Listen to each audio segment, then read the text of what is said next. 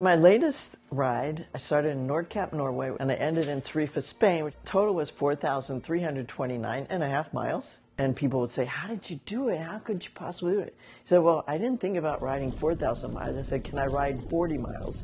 I said, I can ride 40 miles, and that's all you have to do. I literally have a checklist that I carried right on top of my bike. I had a pre-ride checklist and a post-ride checklist on two sides of a card. Everything that I needed, that I really, really needed, was on my bike. How little stuff I was able to get by with. And I kept the weight down. I probably didn't carry more than 30 pounds. The packing was a real challenge. For months, I think I'd put stuff out. I'd say, this is absolutely necessary. This is maybe necessary, and this is not necessary. And everything that was in the maybe necessary pile pretty much didn't go. So it was my entire personal care kit was about this big. A little foldable toothbrush, a comb and brush combination that just folded into very little space. The freedom that it gives you to not be a slave of your stuff, I really recommend it. The way my bike is set up, I can only bike pack. My bike is a Cannondale road bike. I do have 32 millimeter tires, so they're pretty wide and they can handle gravel. The way my bike is set up, I can only bike pack.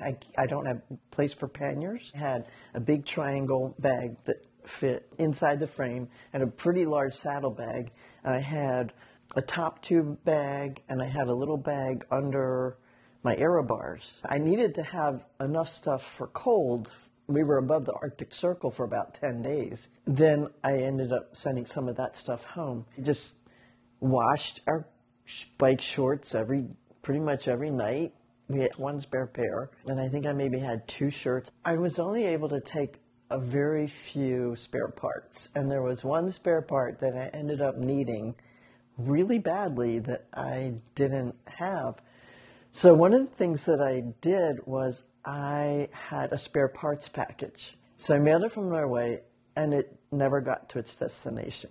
The thing that I didn't pack on my bike was the cleats for my bike. The right clip on my shoe broke, and that meant that I couldn't clip in on the side that I always stay clipped in on. So I lost the stability of the clip. It keeps my foot relatively fixed position. I didn't get the benefit of pulling up on my bike stroke. That made it harder. And then about 8 days before I got to Geneva, my left clip broke too. So I had no clips whatsoever for going through the Alps. I tried every bike shop. They didn't carry my brand. So I could not replace my cleats until my friends came to Geneva and brought the spare parts package. And even embraced the unexpected. The routes were prepared ahead of time.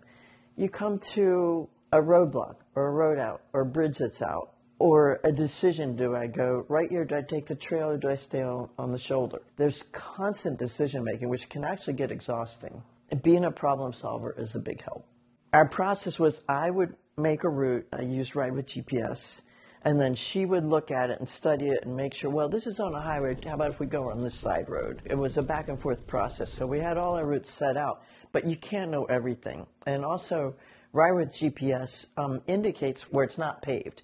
But unpaved can mean anything from the most beautiful bike trail you've ever seen to sand that you literally cannot go through.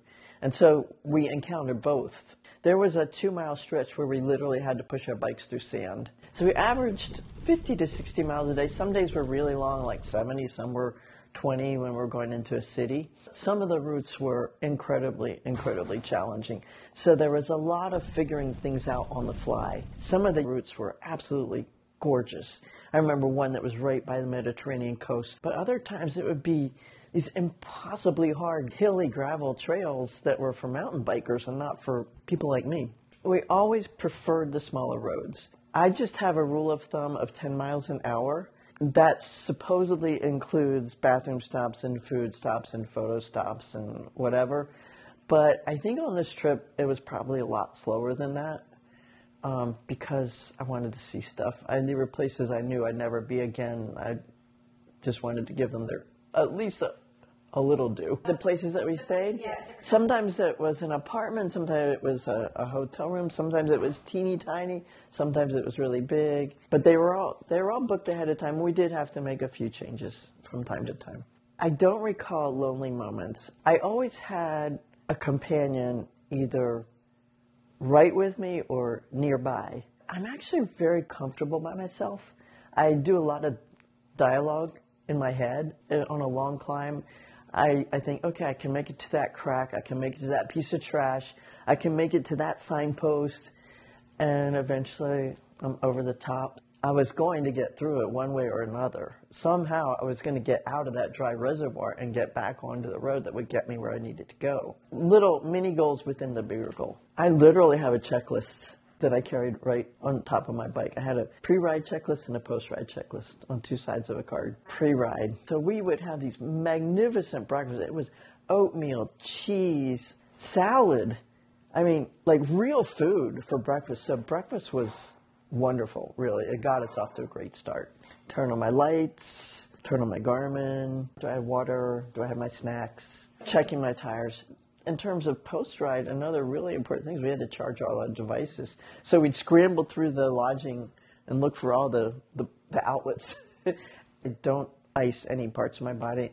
I don't really do that much stretching. I don't really do recovery drinks. I just try to eat as well as I can, the best food I can find. If you're considering bike travel, first of all, I definitely recommend it because the pace that you go, you get to see so much. Like in a car, you just fly by stuff and you miss so much. But on a bike, it's fast enough to get somewhere, but slow enough to see stuff. I would recommend for sure that you do maybe a 3 or 4 day ride before you take on a really, really, really long one. You really have to decide whether you want company or not. So I like to plan out my trip from beginning to end the whole way. There are people who just absolutely want to do it spontaneously. Just, where can I get tonight? We encountered people who were cycling that way. They said, well, I think I can get to this campground tonight.